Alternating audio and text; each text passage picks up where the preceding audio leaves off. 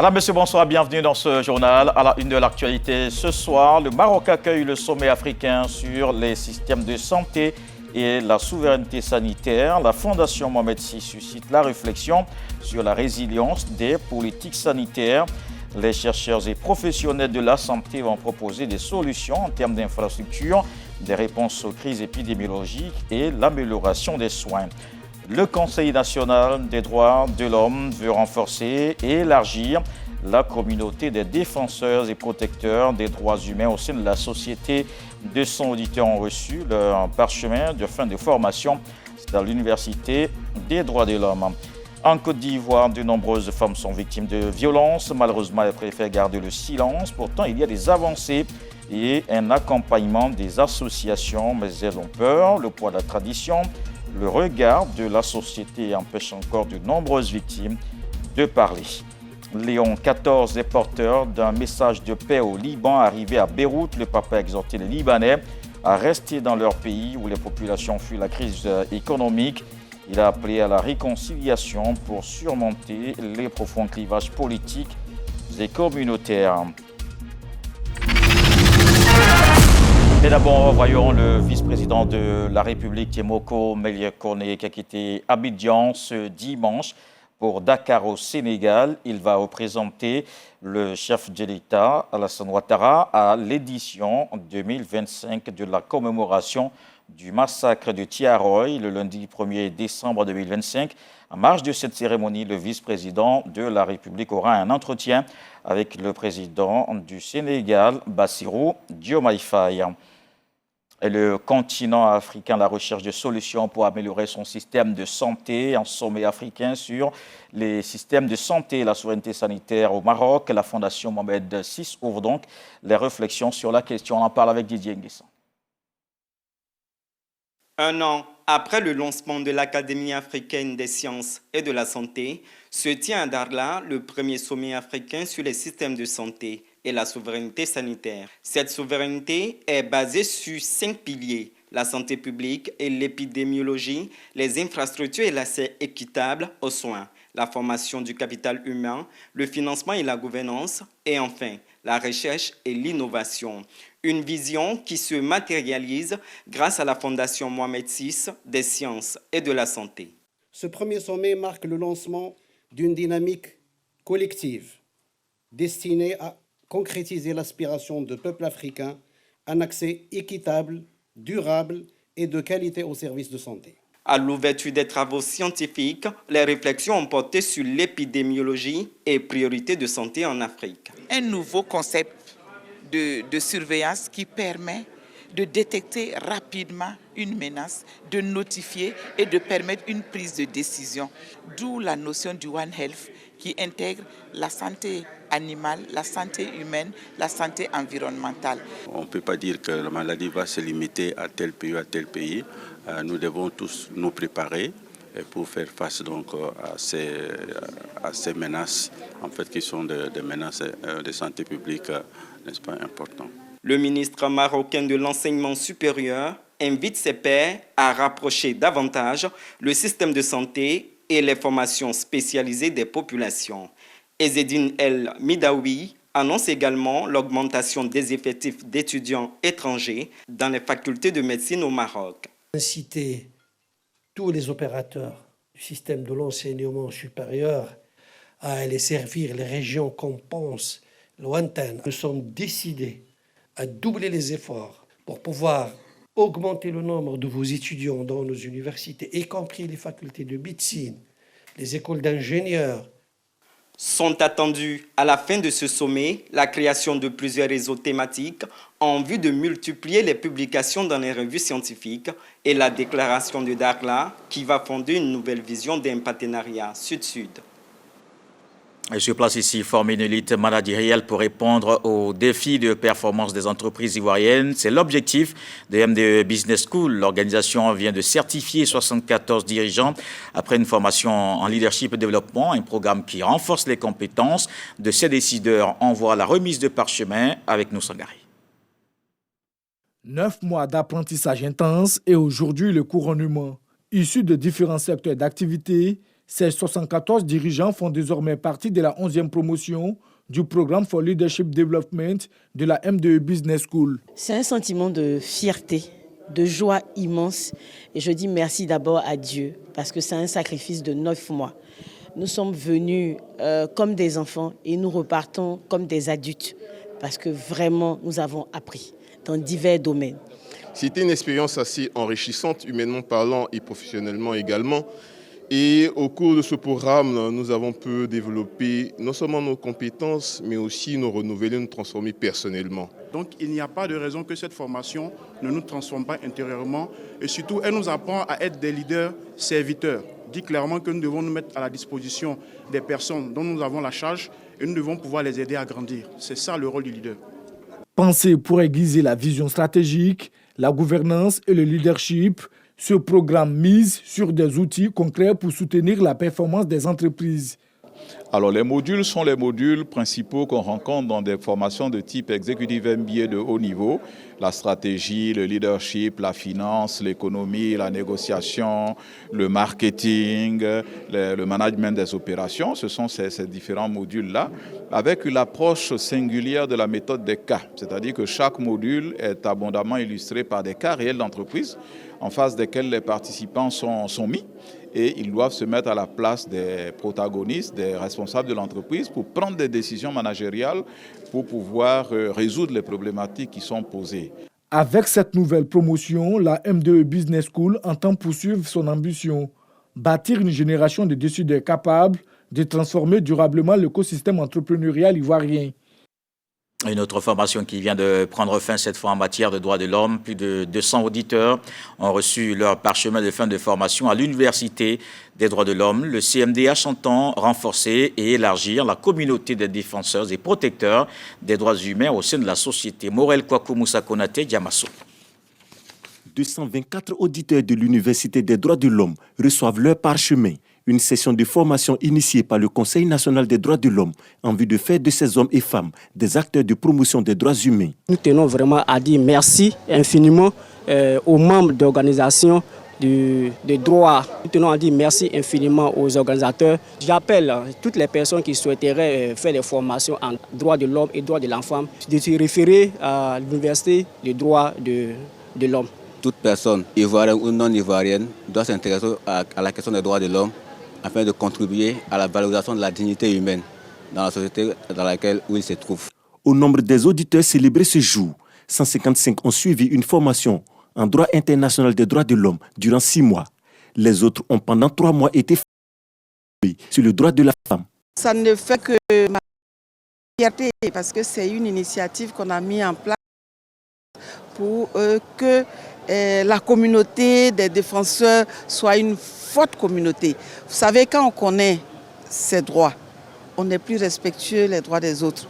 Et donc, ces personnes vous ont dit, ces auditeurs, auditrices vous ont dit tout à l'heure que mieux qu'un parchemin, mais c'est plutôt des personnes qui sont mises en mission à l'effet d'accompagner les populations pour faire de leurs droits une réalité. Pour le prochain cycle, près de 433 candidatures sont déjà enregistrées pour seulement 160 places, preuve de l'intérêt croissant pour la formation sur la protection et la promotion des droits de l'homme. Et ces acteurs nouvellement diplômés en droits humains doivent aussi s'impliquer dans la recherche de solutions concernant ce mal de la société que nous allons voir en Côte d'Ivoire. De nombreuses femmes sont victimes de violences, mais elles se renferment dans le silence, une sorte de prison intérieure. Pourtant, il y a des avancées et un accompagnement des associations. Plusieurs raisons peuvent l'expliquer. La peur, le poids de la tradition et surtout le regard de la société. Mais elles sont donc nombreuses qui hésitent encore à dénoncer les agresseurs. Un reportage de l'Orgoretti. En Côte d'Ivoire, au cours de l'année 2024, ce sont au total 9607 cas de violence faites aux femmes déclarés au plan national. Toutes violences confondues. Et un chiffre peut être loin de la réalité. Plusieurs violences faites aux femmes restent souvent silencieuses, étouffées par le poids des traditions et la peur du regard social. Elles pensent normal. Dans une société où on finit par banaliser la violence, où on finit par dire qu'une paire de gifles, c'est normal. Quand les victimes de violences conjugales, on dit qu'il n'y a rien de nouveau circulé. Nos mamans ont vu pire que ça. Elles ont accepté. Est-ce que ton papa même était bien? On demande à cette personne d'encaisser.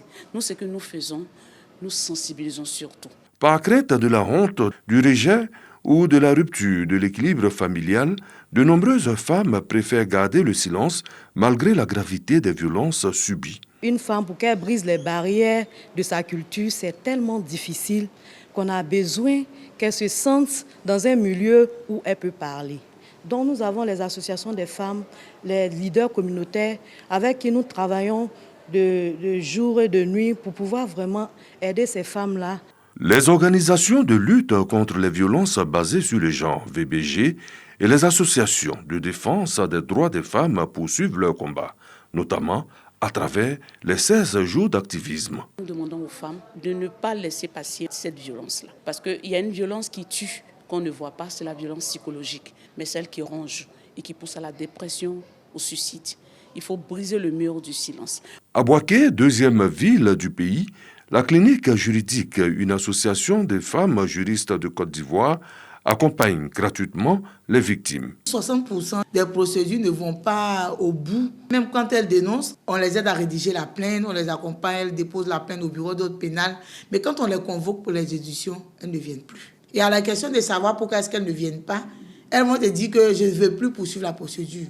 Je pardonne. Mais en réalité, le pardon qu'elle évoque là n'est pas fait de façon, je dirais, volontaire.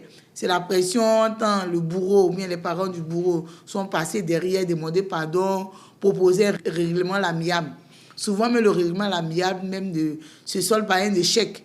Les séquelles laissées par ces violences sont énormes et peuvent aller à la mort. L'exemple récent remonte à quelques semaines avec Grace Tralou, tuée à Port-Boué, et Annick Bossé, étudiante poignardée à mort à Bangourou. 2 vies brisées en septembre et octobre dernier qui rappellent l'urgence de briser la culture du silence. Des avancées notables avec les actions gouvernementales sont tout de même reconnues. En matière de législation, en ce qui concerne la protection de la femme, en général et la protection des droits de la femme en particulier, il n'y a pas un pays qui est assez doté que la Côte d'Ivoire en matière de protection. Les lois, il y en a suffisamment. On est déjà bien parti à partir du moment où on a signé plusieurs conventions, dont la célébration de la journée des 16 jours d'activisme, des sensibilisations continues, dont les dénonciations continuent. La lutte continue pour briser définitivement ce silence qui protège les agresseurs au détriment des victimes. À promouvoir les droits de l'homme, mais aussi les valeurs traditionnelles africaines, une vision que défend le professeur en sciences de l'éducation Fadiga Kanvali. Au cours d'une conférence, il a souligné l'importance des valeurs comme piliers essentiels d'un développement harmonieux et durable. Nadège Kassi, Souleymane Denisongou, Moussa Traoré. C'est en présence de nombreuses personnalités, membres de l'ASCAD, que le professeur Fadiga Kanvali plaide en faveur d'une éducation enracinée dans les valeurs traditionnelles africaines. Objectif, permettre à nos sociétés de prospérer dans un climat de paix et de cohésion. Les valeurs sont les piliers de notre société. Dans quelle mesure l'école peut revenir à sa fonction première en consolidant nos cultures traditionnelles, en innovant nos cultures traditionnelles, en transformant nos cultures traditionnelles pour qu'elles soient aujourd'hui des cultures pertinentes. Les avantages d'un lien solide entre valeurs et éducation mis en exergue visent à préserver, malgré les avancées du modernisme, nos mœurs, à savoir cohésion sociale, entraide et solidarité. Je approuve beaucoup de choses. D'abord, l'éducation, c'est une science, voilà, qu'il faut chaque fois entretenir. Et il s'agit aussi de la famille et aussi de la société qui va de plus en plus, qui perd sa valeur, qu'il faut revoir et retracer. Je pense que pour nous les femmes, nous devons penser très sérieusement à ce que nous voulons comme avenir pour nos enfants. Et nous avons des traditions qui évoluent avec nous qui ne vont survivre que si elles sont efficientes. L'événement souligne l'importance du savoir comme fondement essentiel et le savoir critique comme une ressource fondamentale permettant d'affronter les défis économiques, culturels et politiques qui influencent le quotidien des peuples. C'est une vie bien remplie en communication pour le développement. Ses cours, ses ouvrages et ses fonctions occupées au sein des Nations Unies sont des repères en la matière. Un hommage rendu au professeur Hugues Koné, l'université Félix Houphouët-Boigny de Cocody a accueilli un colloque scientifique consacré à cette figure majeure des sciences de la communication. Une rencontre qui a permis de saluer l'héritage académique et scientifique d'un homme dont l'œuvre a profondément marqué son domaine. Saria Bamba, Jean-Marc Diadi, Kinibois, Fernacona. Le colloque international en hommage au professeur Hugues Koné s'est déroulé dans une ambiance à la fois festive et académique. Initié par le LSCAC et l'UFRICA, l'événement a réuni enseignants-chercheurs, autorités, étudiants et professionnels pour célébrer les 42 ans de carrière d'un homme qui a profondément marqué les sciences de l'information et de la communication. Le professeur Koné est reconnu pour sa rigueur scientifique, son engagement durable et son humanité. Le professeur Koné Hugues appartient à cette lignée rare des savants pour qui la science n'est pas seulement un champ d'expertise, mais une mission. Le professeur Hugues a tout donné à l'UFRICA. Il reste et demeure à la fois un pilier incontournable sur le triple plan pédagogique, scientifique et administratif de l'UFRICA. Les autorités ministérielles ont salué son parcours remarquable et ont félicité l'initiative portée sur le thème problématique de la contextualisation des méthodes et outils en sciences de l'information et de la communication. Le professeur Koné est une des figures de proue des sciences de la communication en Côte d'Ivoire et dans la sous-région, je dirais même dans le monde.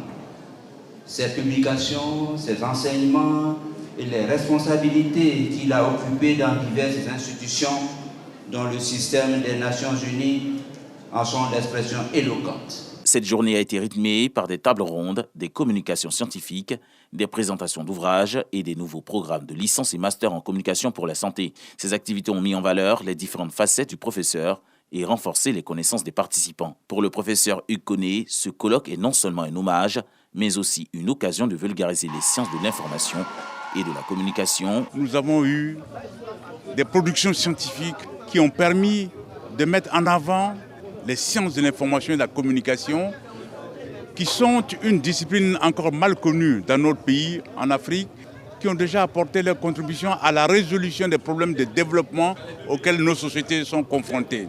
Bien que retraité depuis 5 ans, le professeur Hugues Koné reste un pilier de l'UFRICA et de l'université Félix Houphouët-Boigny.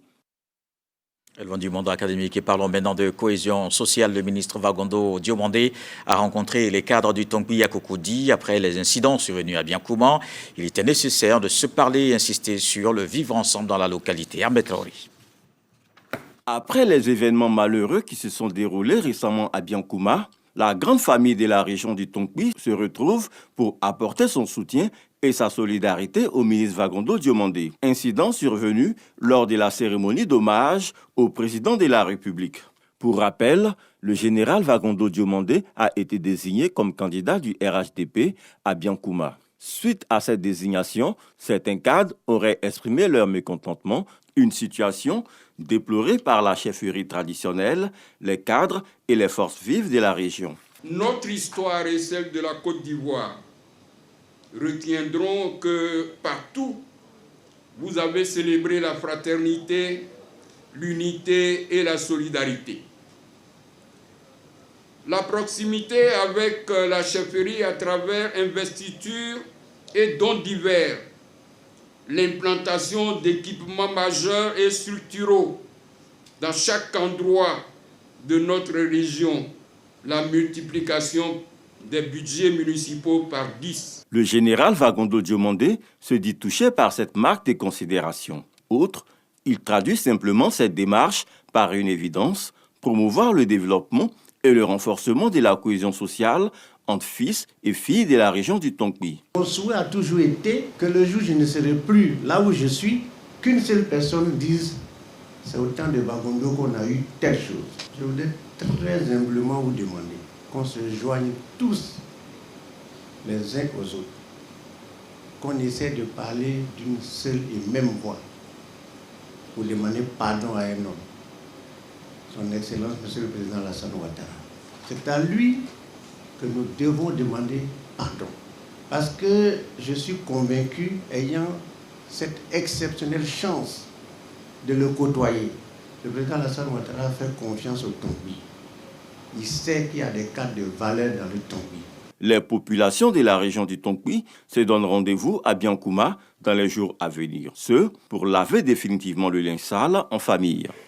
Aujourd'hui à 13h dans le magazine du dimanche, il était question de cacaologie. C'est une science et désormais un levier économique pour valoriser notre patrimoine. L'inventeur de cette discipline, Dr Marcel Mda, propose ainsi une autre façon de comprendre le cacao ivoirien. Voici un extrait. On connaît la biologie, c'est la science du vivant. La chimie, qui est la science de la matière et sa transformation. La cacaologie est une discipline scientifique également à part entière. Elle se focalise sur l'étude du cacao dans toutes ses dimensions, c'est-à-dire dimensions historiques, sociales, agronomiques, botaniques, économiques. Cet objectif, en fait, en tant que science, c'est de comprendre déjà le domaine du cacao, comprendre les défis, élaborer des solutions. La Côte d'Ivoire étant le premier pays producteur mondial du cacao, nous constatons que la Côte d'Ivoire, malheureusement, est marginale sur la transformation, sur la prise de décision stratégique, également sur le leadership. La cacaologie va nous permettre d'affirmer notre souveraineté intellectuelle et économique sur cette matière qui est stratégique pour notre économie. Depuis 200 ans, nous savons que le cacao est considéré comme une matière première, ingrédient du chocolat. Avec la cacaologie, la rupture se matérialise par le fait que le cacao a d'autres dimensions. Il est un levier stratégique, voilà, un patrimoine qui doit être valorisé. C'est une ressource scientifique, culturelle, éducative, voilà, touristique, qui mérite d'être valorisée dans toutes ses dimensions. Et lorsqu'on étudie le cacao, on se rend compte que c'est une ressource nutritionnelle. À l'intérieur, il y a certains nutriments qui peuvent être utilisés pour fabriquer certains produits. On peut avoir du dentifrice, on peut avoir du savon, parce qu'il est riche en potassium. On peut avoir la pommade hydratante, grâce enrichie au beurre de cacao, voilà, qui rajeunit la peau. On peut avoir des compléments alimentaires, il est riche en antioxydants. La boisson rafraîchissante également, voilà, à base de cacao. Et on peut avoir aussi, ici, c'est du sirop au miel, qui permet de développer la mémoire. L'huile de cacao, ici, ça c'est le beurre de cacao que nous avons réussi à stabiliser à une certaine température. Ici, vous avez une pommade cicatrisante pour les blessures. Ici, vous avez le baume de massage. Et dans le nord du pays, un nouveau centre de santé inauguré à Doka, à Korogo, une action du maire de la commune. L'infrastructure est équipée de matériel sanitaire et de mobilier de bureau. Coût de l'investissement, plus de 68 millions de francs CFA. On voit la remise des clés avec Siekwasi. Le centre de santé de Doka, qui ouvre officiellement ses portes aujourd'hui, comprend un dispensaire et une maternité entièrement équipés de matériel biomédical de référence et de mobilier de bureau pour le confort du personnel et des patients. Fini donc les évacuations d'urgence vers l'établissement public hospitalier régional de Korogo avec son lot de risques pour les femmes enceintes. Une fête au village, symbole de gratitude au gouvernement ivoirien pour la construction de ce centre de santé intégré dans le village. Pendant des années, nos parents ont parcouru de longues distances pour nous faire soigner. Trop souvent, des situations urgentes devenaient dramatiques, surtout pour les cas de nuit, faute de structures adéquates sur place. Aujourd'hui, avec la réalisation de cette œuvre, grâce à la volonté de nos autorités, cette réalité va changer. Désormais, les populations de Doka pourront se soigner sur place avec un personnel qualifié déjà affecté. Le maire de la commune de Korogo s'engage à davantage d'actions sociales dans sa commune. On a vu des témoignages ici au niveau des parents, les mamans, il y a beaucoup de décès. Et vraiment, c'était émouvant. Et nous avons décidé, nous sommes fiers, nous sommes contents d'avoir ce centre de santé. Pour permettre à nos mamans, à nos jeunes filles, les malades, qu'ils puissent rester en place pour faire les accouchements. La remise du centre de santé intégré de Doka s'inscrit en marge de la 3e session ordinaire du conseil municipal de Korogo. Une bonne nouvelle portée à la connaissance du grand public au cours de ce conseil, la ville de Korogo intègre le réseau mondial des villes créatives de l'UNESCO avec pour symbole culturel le boloy, communément appelé la danse de la panthère, véritable objet de curiosité et de promotion du tourisme dans le Poro.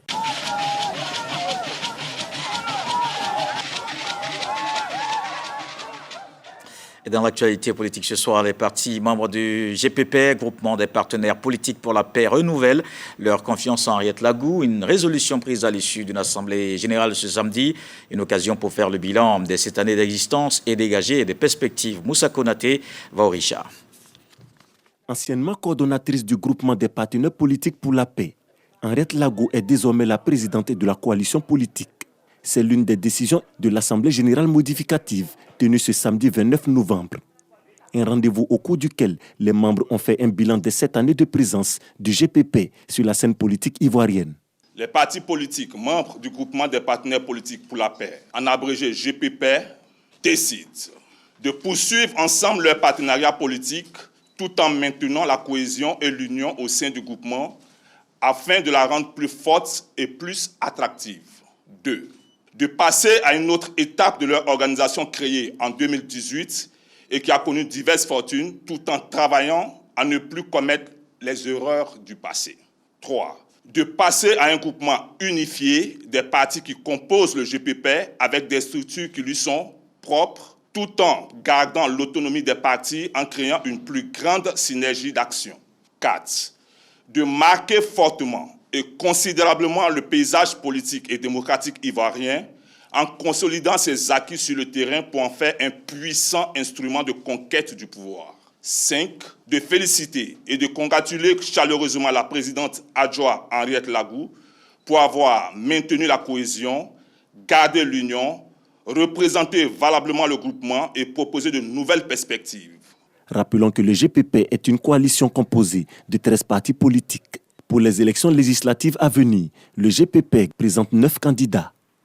Et l'actualité internationale avec le 7 sur 7 pour terminer. Un retour sur les points essentiels de cette semaine dans le monde avec nous, Sangari.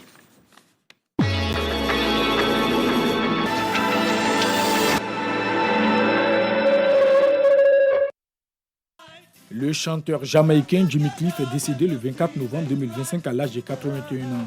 L'annonce a été faite par son épouse Latifah Chambers sur les réseaux sociaux. L'artiste est mort des suites d'une crise suivie d'une pneumonie. Icône mondiale du reggae, Jimmy Cliff était auteur-compositeur, interprète et acteur. Il a contribué à populariser le reggae à l'échelle internationale avec des titres phares comme Many Rivers to Cross et Reggae Night. En République démocratique du Congo, plusieurs officiers supérieurs ont été interpellés pour des accusations liées à la sécurité de l'État. Parmi eux, le général Frank Nkumba, influent patron de la maison militaire, et le général Christian Chiwewe, ancien chef d'état-major et conseiller du président Félix Tshisekedi. Les autorités restent discrètes sur les détails de l'affaire. Le pourvoi de Nicolas Sarkozy est rejeté. L'ancien président avait été condamné en première instance à 1 an de prison ferme dans cette affaire qui concernait le financement illégal de sa campagne présidentielle perdue de 2012. C'est la deuxième condamnation pénale définitive au casier judiciaire de l'ancien chef d'État, après celle dans le dossier du Bismuth.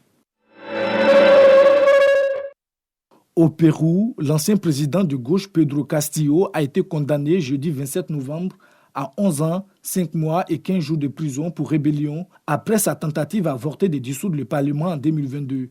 Cette peine de prison intervient 2 jours après la condamnation de Martin Vizcarra, condamné à 14 ans de prison de corruption.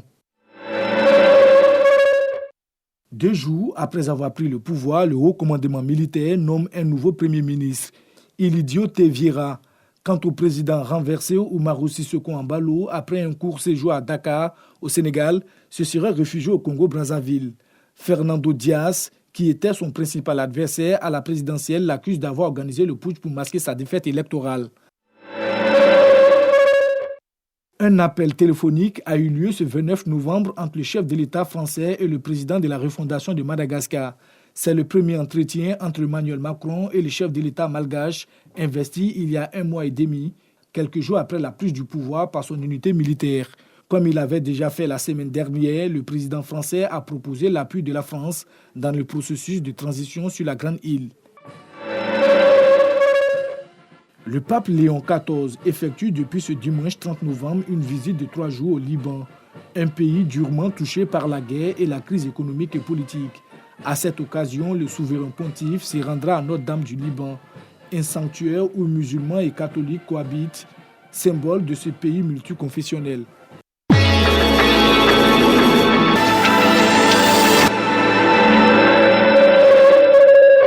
Et voilà qui met un terme à ce journal. Merci de l'avoir suivi. Retour de l'actualité 23h. Demain 20h, retrouvez Marie-Laure Goran. Ce soir, le sage nous apprend que la récolte de l'année dépend de la période de semis. Je vous souhaite une fructueuse semaine.